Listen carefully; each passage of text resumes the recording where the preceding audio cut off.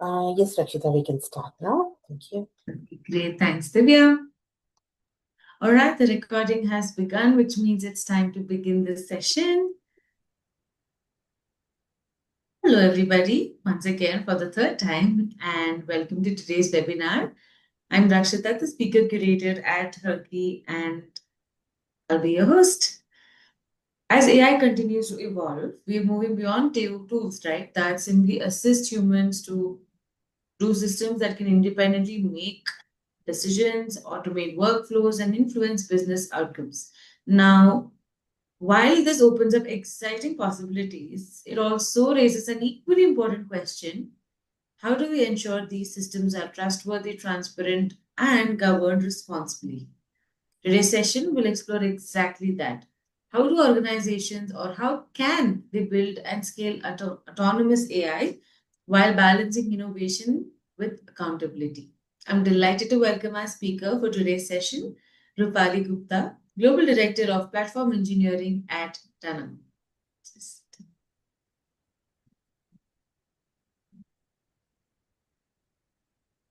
Divya, if you could also spotlight Rupali, please.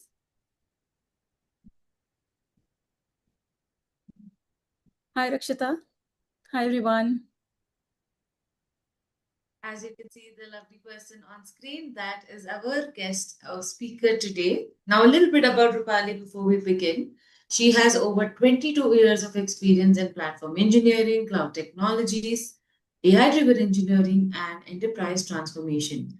Now, Rupali has led large-scale technology initiatives that power global retail ecosystems. She's also passionate about building scalable AI-native platforms, driving responsible innovation, and enabling large organizations to embrace emerging technologies with confidence. Now, there is more to a person than just the work they do. Just like that, Rupali has some other exceptional things she has done. She is also a keynote speaker, a 2x LinkedIn top voice, and a strong advocate for women in technology leadership.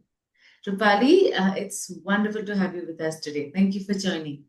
Thank you, Rakshita. This is really very kind. And thank you to everyone who has joined today.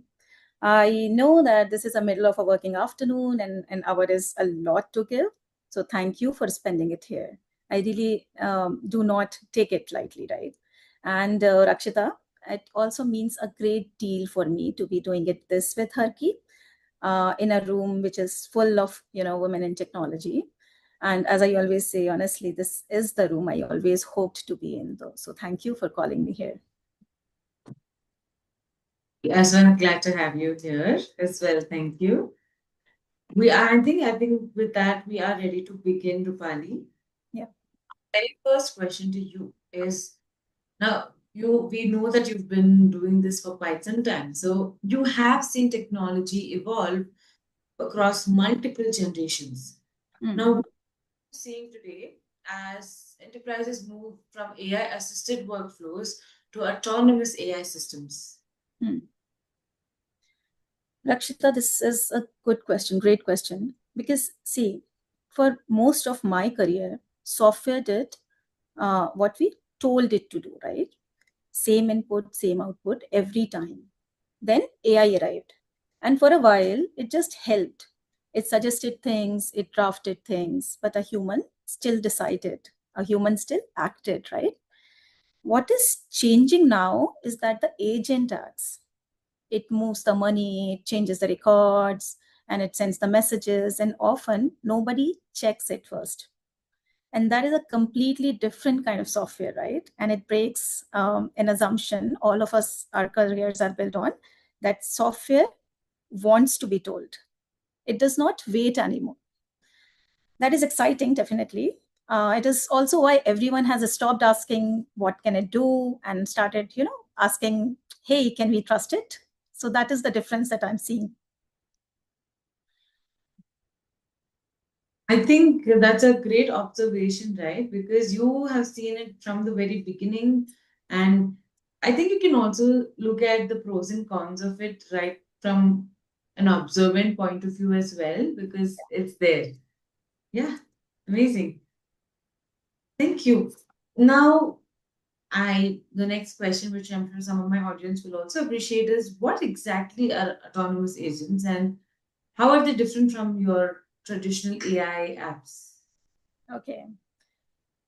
That's another interesting question, Rakshita. So I'll take a very simple approach, right, to make you understand. The simple way I explain it is a normal AI application, which we had, used to answer, right? You ask it something and it gives you an answer and it stops. An agent does not stop at an answer, right? It plans, it uses tools, it takes action in your real systems. And it takes going on until it decides the job is done. Now, for me,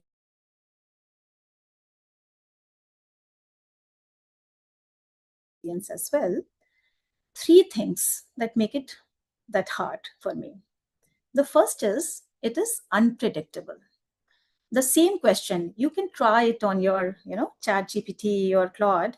It is undeterministic. What it means is the same question can give you two different answers. They both will be right, but they will be different, right? The second thing is it acts. So it does things, not just says things, right? And the third aspect is it does not work alone. One agent calls another and then another, and one request becomes a chain of decisions nobody wrote down, right? With this, I would like to tell you one, story of this year, right? Because I am a person who learns from, people and then, the industry and others' mistake as well in my journey. So I'll tell you one story which you might have heard this year. A few months ago, a founder was, using one of the popular AI coding agents, not a chatbot, one agent, right?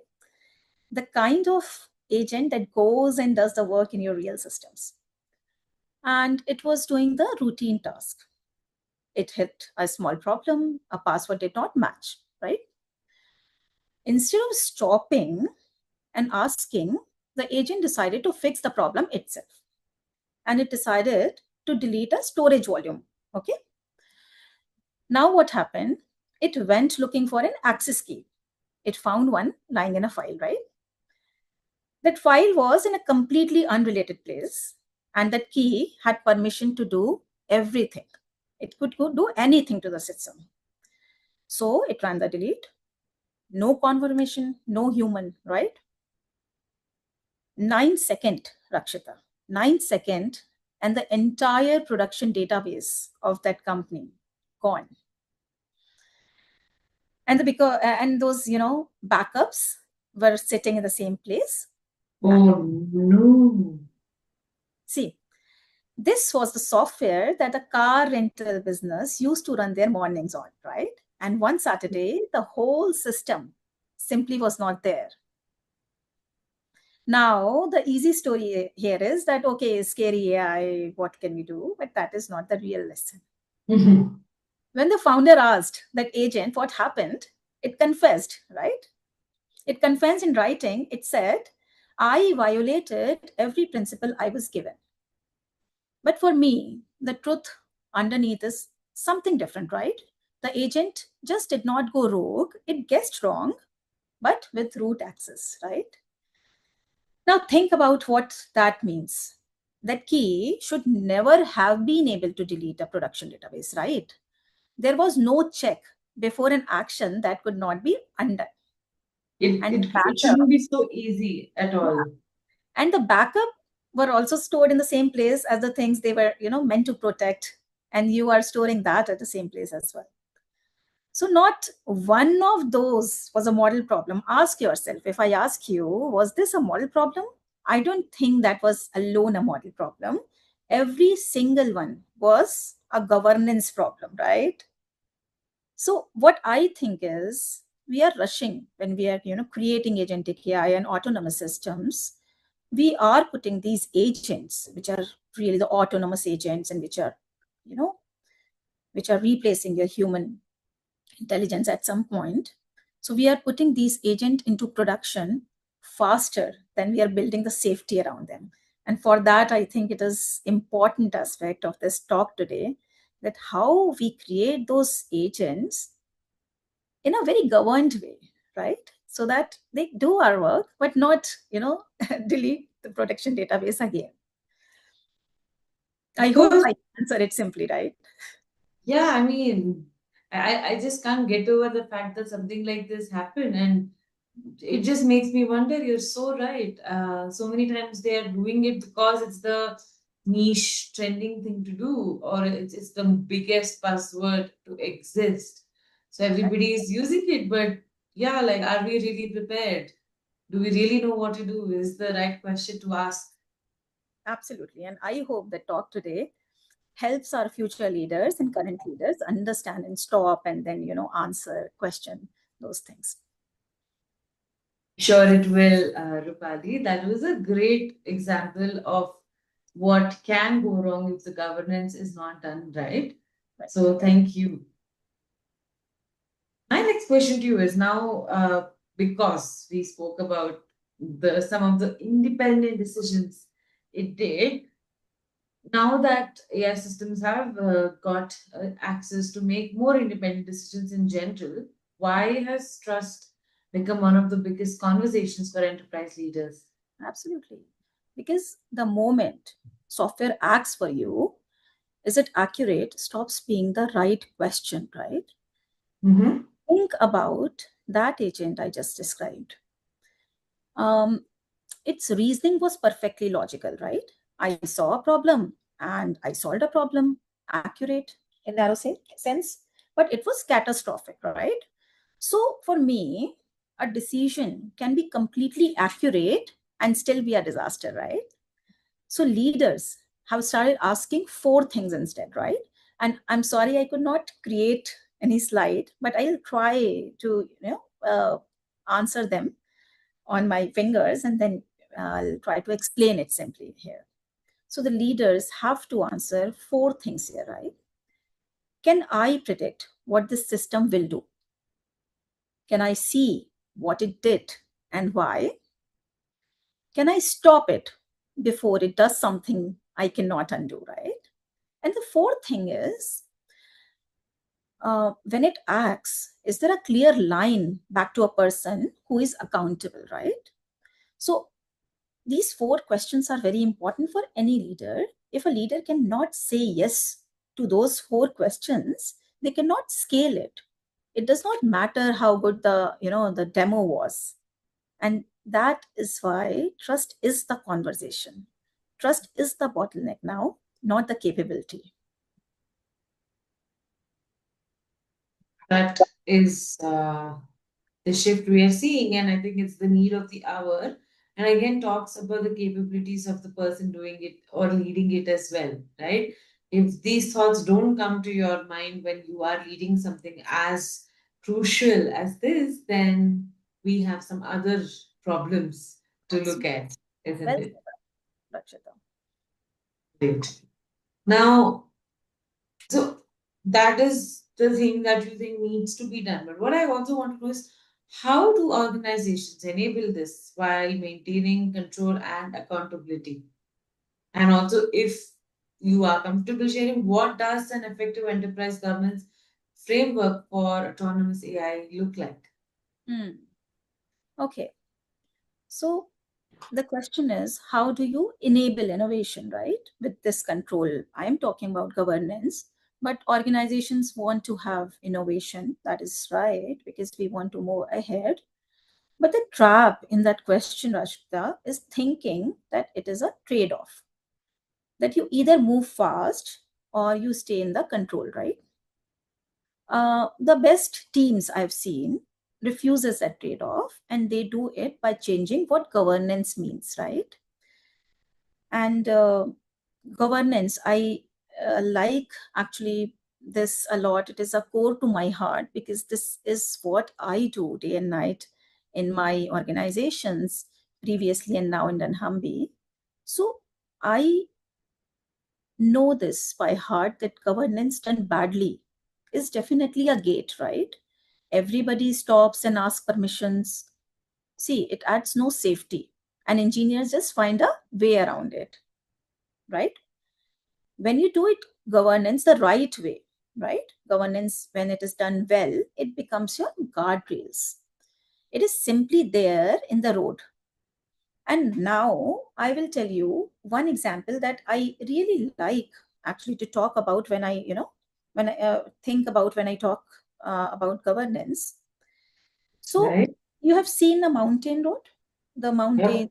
right? So think about the mountain road right now. Nobody drives it faster because you removed the barriers. You see that barriers are there, right? And you're most comfortable due to the barriers into the mountain road, right? So Yes. you Yeah. drive faster because the barriers are there and not because you remove the barrier, right? So governance, from that lens, I always take that this should not be treated first as the brake, and it is your steering, right? So this is important. I think it is a mindset change, Rashita, that we need always to, this is a responsibility more into the AI era than, previously it was. Now, as I'm a big, fan of learning from stories. So I am going to tell you another story now. And Yes. I'll tell you what happens without these barriers or without these governance. So last year, a team built a Mm-hmm. system with 4 AI agents, right? We are all talking about agentic AI. So this was 4 AI agents. It worked perfectly in testing, as they always do. It was tested in non-production. So they decided to put in a production, right? Then two of the agents, because this was a multi-agent system, they were research agents. Then two of those agents started talking to each other. One did some analysis, the other asked it to check something. So it did, more analysis. And the other one asked again, back and forth, all day, all night, for 11 days. Wow. Okay. The 11 days before anyone noticed this. And when somebody noticed it, the bill for two machines talking to each other was $47,000. Dollars. $47,000. $47,000 for doing nothing useful, right? They were just talking to each other and no one noticed. And now, here is the part I want you to notice, Rakshita. This team was not careless, right? They had logging, they had monitoring, they had their dashboards, what you all say, and Mm-hmm. could see everything. What they did not have was a way to stop it when it was happening. And that is the sentence I would write on the wall somewhere, right? Seeing is not controlling. Most organizations today have dashboards. A very Mm-hmm. few have those breaks, right? So what, does a real framework look like? You would ask, what should we do, right? I mean, if seeing is not, really controlling, so how should we create that framework, right? Right. So I would, list 5 most important things today.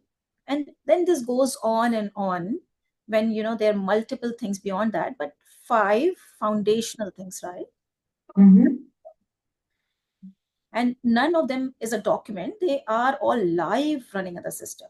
So first is sort every action by risk, right? When you are creating your agentic systems, so you need to give it your agent should be classified as a risk, in a risk zone, Correct. with a low risk agent or a high risk agent.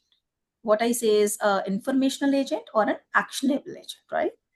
So one thing is that if you see, just reading data or getting some public information which is not data sensitive is not the same as moving money. When you are creating your agentic system, if you are measuring every agent in the same measurement scale, that would be the biggest first problem. So every agent should be a risk zone associated with it. We call it at dunnhumby a green zone versus an amber versus a red or gray zone, right? And your guardrails, right, or your governance are directly related to those zones. So let the agent do small things alone, because we don't want, you ask that how do we, uh, not stop the innovation, with the governance. So we don't want to, stop the agents doing the small stuff, which does not require any, action on the human part. But the things you cannot undo, it proposes and human approves. So those amber zone might be some some reversible action that can be, reverse. Is there one more step of authentication required before big decisions are made? Something of those sorts, correct? Yeah? Exactly, absolutely. So Yeah.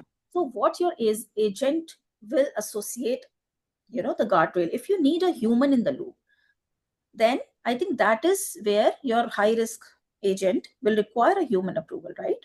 So this is classify your agents. The second thing is give every agent an identity, right?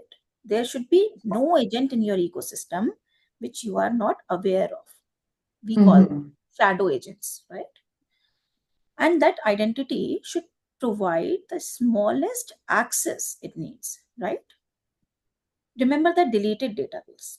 If that key could only have done the small job it was meant for, there would have been no story at all for me to tell you, right? So the identity is important, and then least privilege is as much important. Give the smallest privilege that, So earlier there is a, example that I always used to do. The RBAC and ABAC, the people who are in technology, we work on role-based access and action-based access. But right now in agentic governance, you also need to think on the behavioral driven access. What action can it take? What behavior is allowed to this agent or not even. And then you have to have the continuous governance to see that, okay, that, that is also adhering to, there's no drift or there's no behavioral change in that agent. Right. The third is record everything. It is very important. It is very important. Documentation, basic. Yeah. What it did and why, on whose authority, what data it checked, all those, you should be able to trace the whole, the whole observability layer, all the traces of the agent, where it did, what it did, where it, went, which agent did it talk to, so that it helps you, getting the questions when something happens. The fourth part is put a human in the loop by design, right? So it is not something that, okay, it depends on models. Someone says that, okay, when the model grows up and then there would be no human in the loop. That is not true. The human should be put in the loop by design, not everywhere at decisions that deserve it, right? And the fifth part, test before you ship and keep testing after. So what happens with the traditional systems, right? Traditional software systems that we ship, and now I think the AI systems. Yeah. Traditional systems were deterministic. They always answered the same question the same way, right? But the agentic systems are non-deterministic, as I told you before, and they drift their behavior. So you are getting, success rate of say 95% as a from a model or from your agentic system in January. And then the behavior starts drifting. What is drift is, it will maybe find in the ecosystem some unrelated document by itself, some maybe old document from its, context service context, or it will learn from the behavior of the product, Right. and it will drift from what you thought that it will do, and it has its own memory. It has a way of working. Think of it as a new employee in your system, right? A new employee, you won't give the, everything on the first day, right? All the accesses on the first day, and then you would ask it, okay, you deploy the biggest release for my biggest client on the first day. So for your agents also, I think it is very important that we don't trust them like a new employee, or maybe a 17 years old who has taken your car keys, right? I have a 17-year-old. I can relate it with him. Okay. And so who has taken your car key and says, okay, mom, that I am going to drive it, right? You won't trust him. As it is not that you won't trust him anytime, but you won't trust him At that moment. so So you need to have what I call is a continuous governance model. Now, Mm-hmm. it is more important with agentic system than before. We never used to test our applications on production earlier the way that we have to do now. No. Drift happens, the behavior drift, the data drift, and a lot of kind of drifts that you would not know. Your agent is running on the system, but you would not do what it did last time, right? Last night. So it is important to keep on testing before you So ship, to maintain the consistency. right? And that is very important because they quietly start behaving differently as the world changes around them, as I said. And the thread through all five is this, that governance is not a sign off. I am telling you this very particularly, that earlier we used to think that, okay, I took a sign off from governance, and then the regulation will come and compliance will come, and we'll do it, continuously after a period, regularly after some period. But it has to be a continuous governance now. And it cannot be a sign off that you get once and file away. It is something that you practice every day now. So like safety in any serious engineering environment, so it is it is not a certificate on the wall now. It Not is, like safety certified or check certified. That's yeah, what. and you can relate it with software security, right? So security Mhm. say that, okay, that we have tested it for all the security breaches of our system, and it is not that you would not test your systems on on production for new security breaches. Systems change, the environment changes around them, and the new security breaches come, and you keep on testing your system, and you keep on enhancing your security layer, uh, for those new breaches, right? For those new security threats. So exactly, Correct. if OWASP, I was going through there, they have, I mean, you all should go and check the new security threats on your agentic systems. And security breaches so much easier than before, because all you have to give, manipulation, uh, in natural Yeah. language. You can talk to the agent, you can give the prompt injection in a way that, okay, you are just doing it in natural language, and it will behave in a way that it should not if the system is not good enough. So I think those aspects, the security threats, are important for us to know before we create those systems, so that we know that what problem we are solving, right?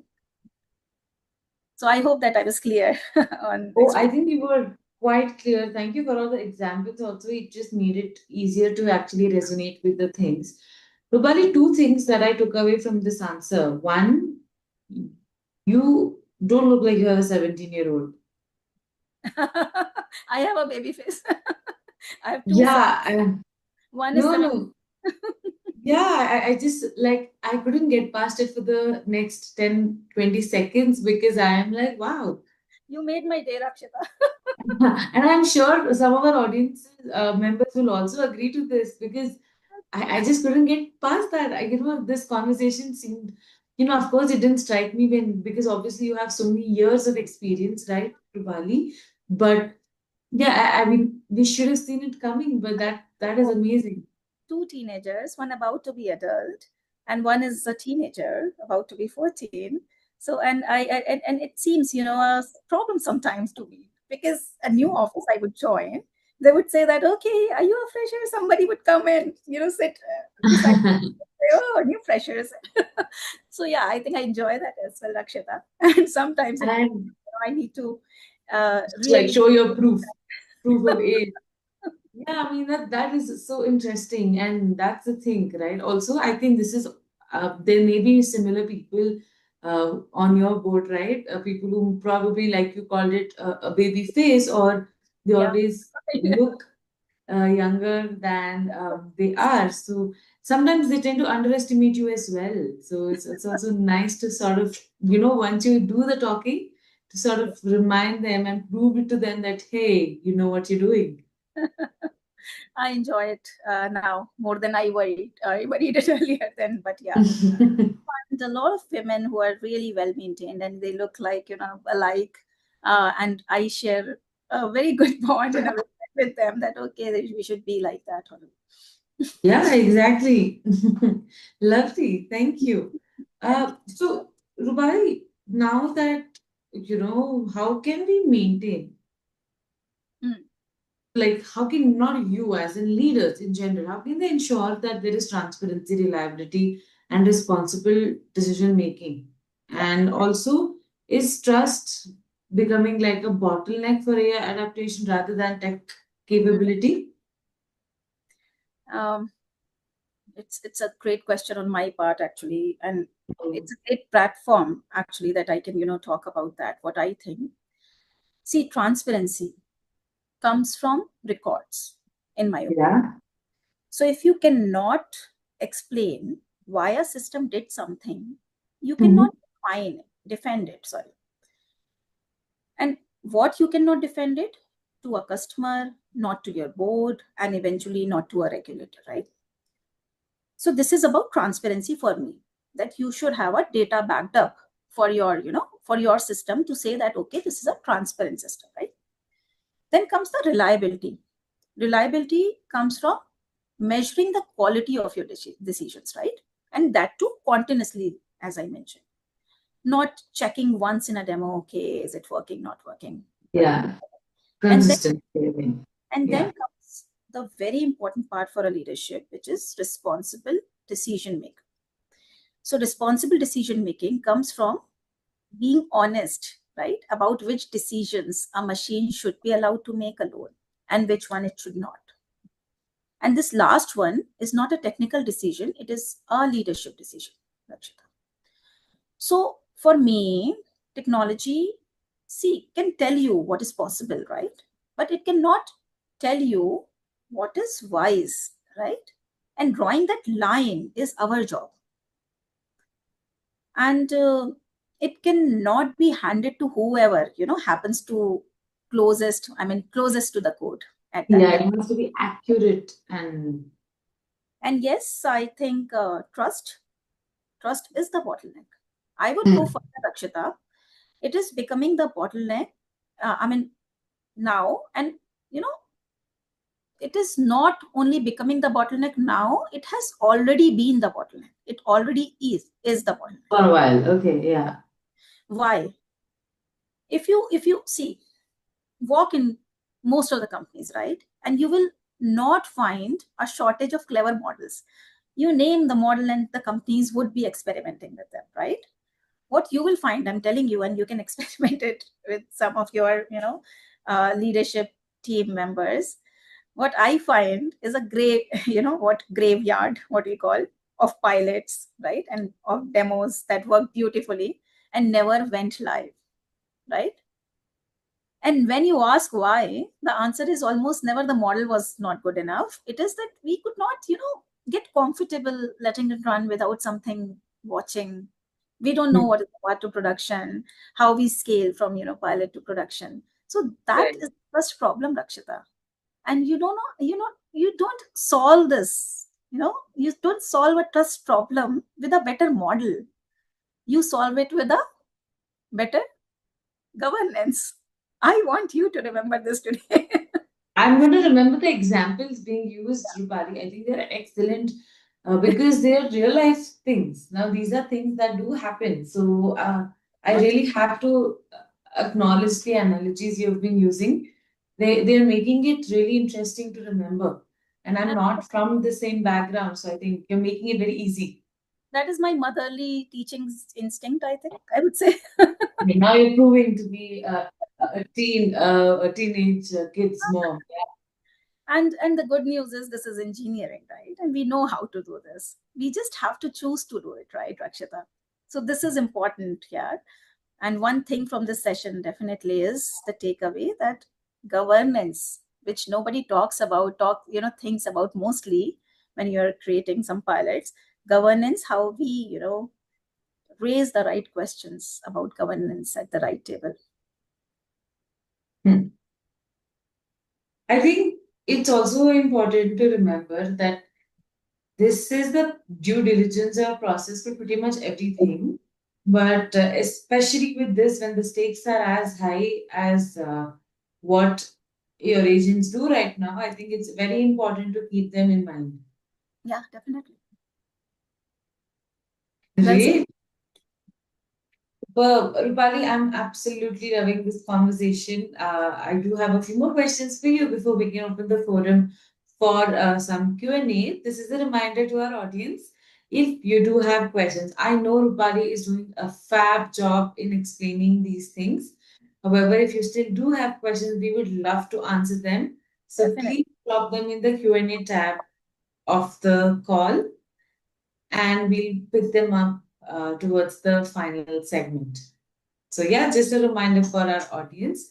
Now, I have one more very interesting question before I move to the next segment of this conversation, Rupali, Yeah. which is for women leaders in technology. Now, how can they navigate between driving innovation and ensuring responsible adoption?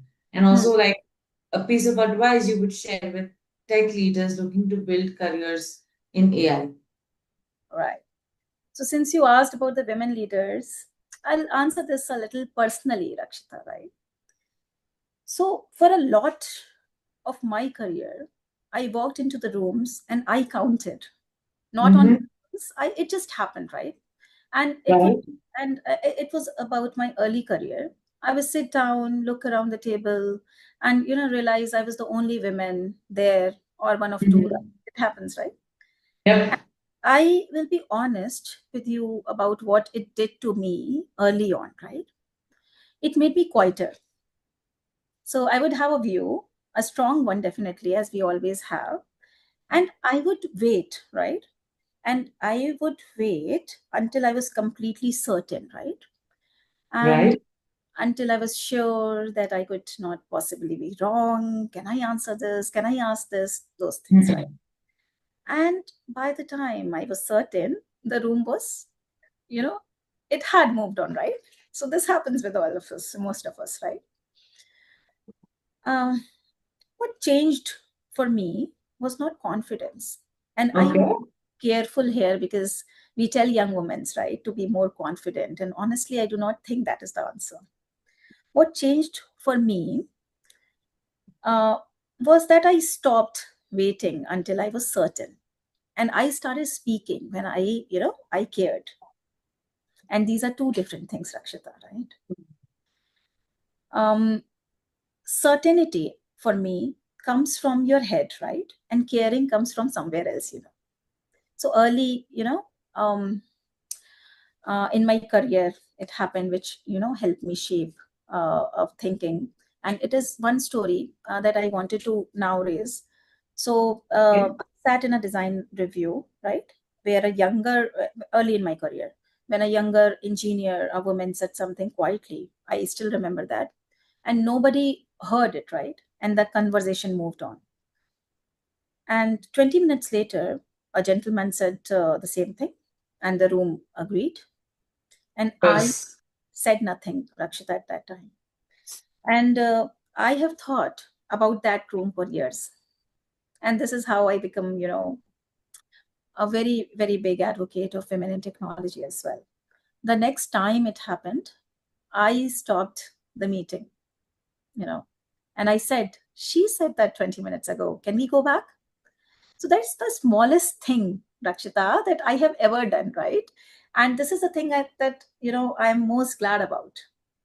These are like called micro acts, right? I think these add and have a lot of impact. Yeah, Now, when you are telling this story, you also know you did the right thing. yeah. You did right by the initial And person who how I made that statement. Yeah. because I was the same person, right, earlier. And then I thought that, okay, I don't want, the women around me to feel the same that I felt at one time. So I recovered from it. I don't want the people and the women especially think that, okay, I would speak up and nobody would hear, right? So now let me come back and connect that to AI, right? Because you asked one question specifically to AI, but it made me remember that story. So everything I have said today comes down to one instinct, right? The instinct to ask before we celebrate what a system can do, right? We should ask that who could this hurt? Who is accountable when it gets wrong, right? The question does not come from the brain, it does come from the heart. And we have plenty of leaders who can tell you, what a technology can do. And we are really running short of the leaders who ask what it should do, right? And I think, honesty, we need more leaders and more women leaders, right? Who lead from the heart and not only from the head, right? And not, softer leaders. And when I say that, okay, women leaders, or it can, someone can take me wrong that, okay, we need some softer leaders or some slower leaders. No, leaders who feel the consequence before they admire the capability, right? Right. And here's the thing that I have come to believe. Many of the women in this session already lead that way, and many of the women who are not a part of the session already lead that way. You already asked the question. You have probably been, asked to tone it down. That I feel, right? To not be the one raising concerns. Please do not tone it down. That instinct is not a weakness in the room, full of excitement, right? In the moment, in this technology, it is the most valuable thing that you are doing, that you are bringing. Speaking up. Yeah. And so do Taking. not treat responsibility and innovation as balance that you have to manage, right? And as if caring about consequence show you down, right? It happens when you start asking the questions that nobody would really want to listen to at a moment. Then they would tell you that, okay, this is not a right question to ask, and this does not matter, and do you are overthinking, and calm down, tone down, right? But it doesn't, right? So I think the most responsible I have I have met amazing leaders as well who have helped me, grow to this level. And I've seen a lot of different people who also help me in a way that, okay, I've learned from them that, what I don't want and how I want to grow in my career, right? So I have seen the most responsible leaders, Rakshita, are often the fastest also, because they are not cleaning up an unavoidable mess, but then also they are responsible. Absolutely, yeah. So you need to bring the whole instinct always. Be the person who asks the hard questions and builds the things. And I think we should worry less about the consequences, isn't it, Rupali? Because sometimes the reason, like you said, a lot of people already have the instinct, but it is not implemented because they're probably worried about the consequences, or they think they don't have a leg to stand on. But I think these are things that should be done anyway. Worst is wrong, and it's not the end of the world. Wrong, isn't You're it? spot on. You're spot on. And I will tell you something, Rakshita, that I've never really said out loud. Every room I have walked into over these many years, right? Every stage I have quietly carried out this wish that there was more women at the table, speaking, leading, deciding, right? And the governance of AI is going to be written by whoever is in that room, right? And somebody is going to decide what these systems are allowed to do to people. So I want it to be us, not politics, because we ask who could this hurt before anyone asks us to, right? And yeah, and on your next question, anyone starting out in AI, the leaders, women leaders, or women engineers who want to really start on AI, I think I would really advise you to go deep into the unglamorous parts, right?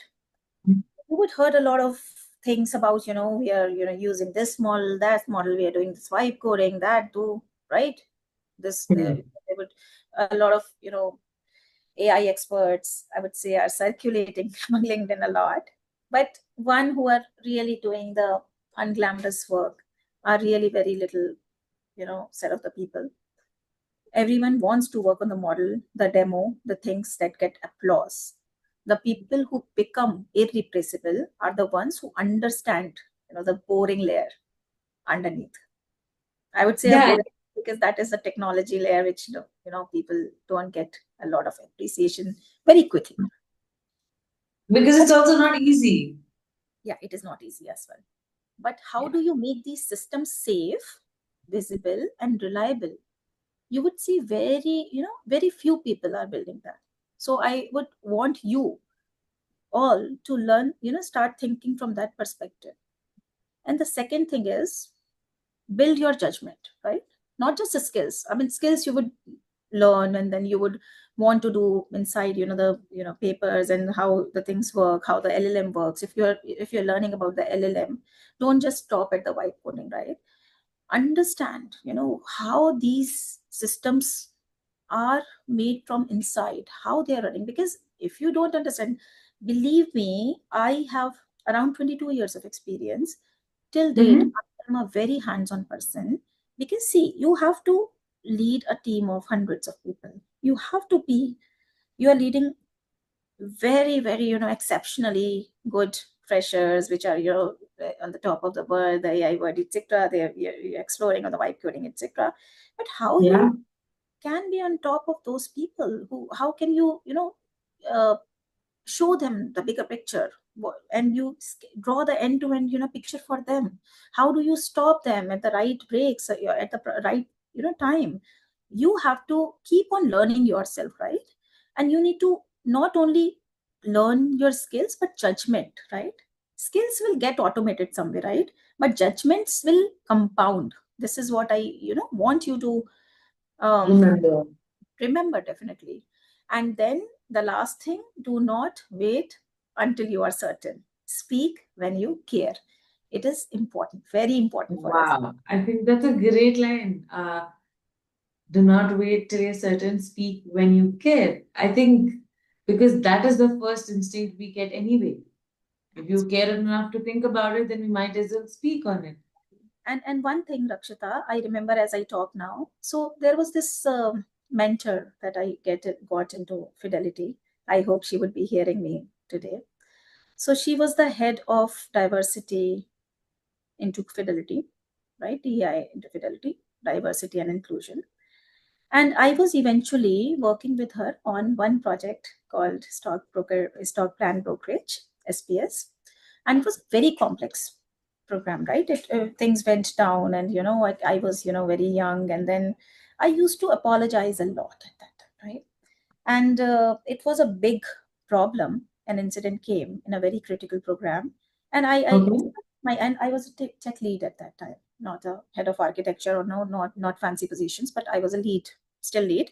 So how I started was apologizing that I'm sorry that my team did it, and this happened, this that. So she was my mentor in one of the lessons that carried from that time, and I hope that this carries from here to all the women who are listening to me. She asked me, Rupali, the men, your counterparts, won't apologize for the problems that that they have either done or not done. Even you are doing 50% more than your men counterpart, and then you are apologizing 50% or 100% more than them. Do not apologize. At the middle of a heated moment, she said this, which I remember to this date, right? So you don't have to be apologetic. So you need to learn the ways, right? How to, present a situation in a way without being apologetic, at all times. So we are women, and we tend to take a lot on ourselves. I think that is also important, that somebody stops you and then remembers you, because that takes a toll on yourself as well. Like, yeah, it's like, hey, you're doing a good job. You Yeah, you don't need to apologize for doing yeah, a good job. Yeah. Like, absolutely. don't be sorry that you're good at what you do. Yeah, definitely. Yeah, because So you're I trying hope, to spare the other person's feelings. yeah. Yeah. Sorry, I didn't catch that. No, I hope you all remember this from here today. I am sure they would. Great. Wow. Rupali, I would love to keep asking you so many more questions as we go, but I can see questions pouring in the chat as well. So we can open it for Q&A very shortly. Sure. But right before we do, I have a couple of quick thinking answers that I would like to ask you. This is like a rapid fire, Rupali. I'm gonna like you have to tell me what comes to your mind immediately. Yeah, and like you can give the answers really brief because it's just supposed to be like whatever the first thought that comes to your mind. Okay? I remember the Great. competition and rapid fire. Yeah. Oh, yes, exactly. I think we've all grown up with that. Great. Are you ready? Yeah, sure. Why not? Okay. One AI trend every enterprise leader should watch closely.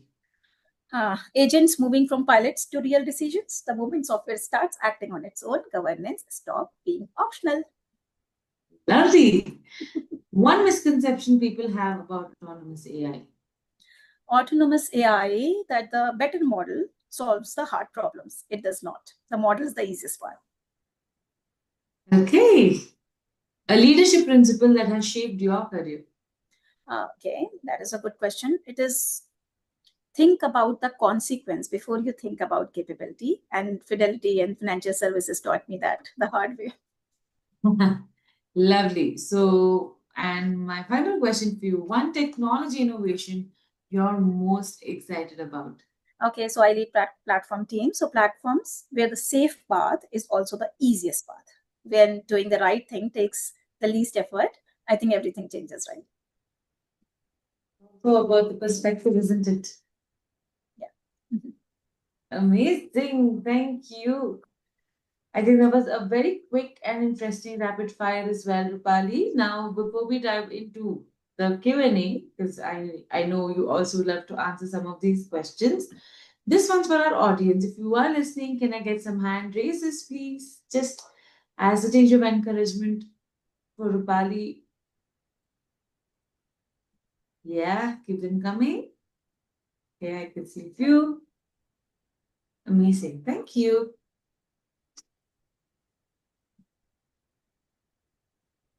Thank you. All right. Rupali, we have reached the final segment of our conversation today, and let's go into the questions. I know we may not be able to answer all of them, but we try our best to do it. Okay, this question is from Shreya. How can professionals build meaningful relationships with mentors or sponsors, especially when it's hybrid or remote work? Okay, I think it's a very good question. See, every one of us has to have one mentor in your life, right? It is good to, I mean, don't be very, shy into networking. This is one thing that, I have learned the hard way that, okay, community and mentorship and networking is important. How we do it, don't wait for a big moment that it happens, right? You have to grab those small moments where you are maybe going for a coffee or you're just spotting. So spotting the opportunity as is important that way. So what I do is, when I am also with my team, I keep on learning and making good decisions. I like to take people on a quick coffee and talk, and then we talk personally more than you talk professionally first, right? And then keep on asking, building those, and our men counterpart are really good at that. Some, they would go on, on a cigarette round and do, I will always say. But I think meeting each other in a community, be a community of people, be on LinkedIn, learn from each other. Don't hesitate to message some leader or somebody who really you admire, and take the first step yourself. I think this is what worked for me definitely well. And I that we are hesitant sometime, but I think that's something that we learn a lot, right? Correct. And I think taking that step, that initiative also matters, isn't it, Rupali? Because a lot of us seek or want That's help. the one where they say that start speaking when you care, and then you don't wait that I'm not certain. Shall I wait? Shall I, ask a certain favor or certain mentorship or anything? And also, I think, like I'm sure you will also agree, the mentors who end up helping you would also want you to seek them, right? If you need something, then you have to make that first step. That's a very And only then it shows intent and enthusiasm to actually learn it. So, what you're also showing by doing that is taking initiative, which matters a lot in pretty much everything we do. So, yeah, great. Solid advice. Thank you, Rupali. If you could recommend just one habit that has had the biggest impact on your career, what would it be? This is a great question. See, till now also, I think which worked for me is being in a community and being present into industry, read every day at least for 2 to 3 hours. See, I never wanted to move out of the technology. So I told in my previous story that how I become, on top of the people, on top of the hundreds of people which I'm leading. So I think that is where when you are aware of the industry trends to the level that okay, you are going to find out the white papers yourself instead of going to listen to some YouTube or some LinkedIn chats about AI, how we are evolving. Go at the root level where it actually gets originated, so that you are not listening to any biased response, right? So I think Fair that enough. helped me, right? That really helped me. And then being a part of the industry really helped me. So when you are in the part of industry, and you compare yourself and the things that you are doing in your company, how you are doing it right versus what you learn a lot from others. And there's a lot of opportunities with each others, I think. So I think that really helped me with this journey. Great. Thank you. I'm just rushing so that we can take more questions. So I hope that Yes. I can go Yeah, on. yeah, I know. I know. And I think you're answering to the point. It is 4:30 now. So I think we have time for one last question. Rupali, let's hear it. This question is from Vedha. With AI changing the way we work, how can professionals identify which skills to invest in without feeling overwhelmed by the pace of change?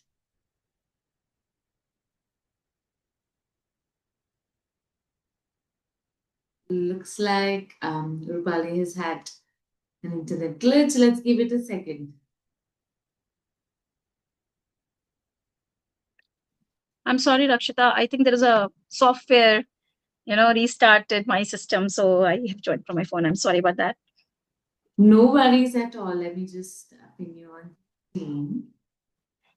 Oh, my name is also again. It's okay. Let it be with Rafiq for some time, guys. No worries. I'll just quickly rename you. Don't worry about it. So, my question to you, we'll take one final question, Rupali, with the interest Yeah. of everyone's time. With AI changing the way we work, how can professionals identify which skills to invest in without feeling overwhelmed by the pace of change? Yeah. So see, so a lot of skills, as I mentioned earlier, was how to begin with the models itself, right? So begin with the models, and then the hands and memory and those tools to that model. So understand what is Gen AI, right? First thing is Gen AI, and then how Gen AI became the agentic AI, the path to that. So most of the important aspect that you would come to know is when you go at the down, the bottom of the questions. So start with how the LLM model works, how the chat GPT works, how your Claude works, and what how is it answering you, right? And then Mm-hmm. goes on top of that, what is the difference between generative AI and agentic AI? And then you become your multi-agent systems as well. And what are those tools, right? How learn about how you manage the memory, right? How you manage the cost, how you manage the NFRs also when you read about them. So those aspects are also important. So I always find it easier for, grabbing a white paper or maybe something which is, coming from the right sources instead of just hopping on the nets.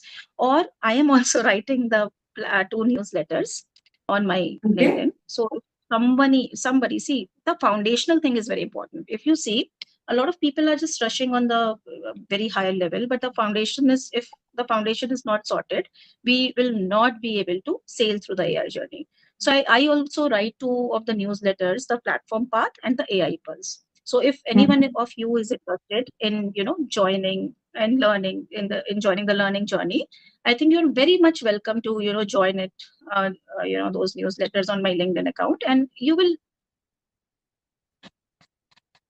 which you'll not find because they are coming from my direct experience of working into the softwares and then AI. So I think that will also be helpful for you all. I hope that Fabulous. And helps. I think more reasons for our audience to look you up on LinkedIn and other platforms as well. Please do add Rupali Gupta there so she can actually, you can go through her work. And I think it's very interesting. I love to see passionate people do what they do because, you're just making more information available for other people Right. should they ever decide to take this up. So I love it. Thank you. And that is the right source of information. I mean, that's a very authentic kind of a work that you should read from. For sure, for sure. Rupali, thank you for sharing such valuable insights on building trusted AI systems for the future. I think today's conversation was extremely useful. We spoke about how AI becomes more autonomous, trust, governance, and responsible innovation will still be just as important as tech advancement itself. Thank you to everyone who joined us today and for your thoughtful participation. And I'm so sorry if we weren't able to answer your question.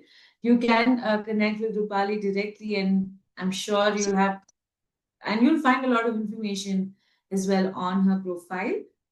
And yeah, we hope you found this session insightful and look forward to seeing you in another HerKey session soon.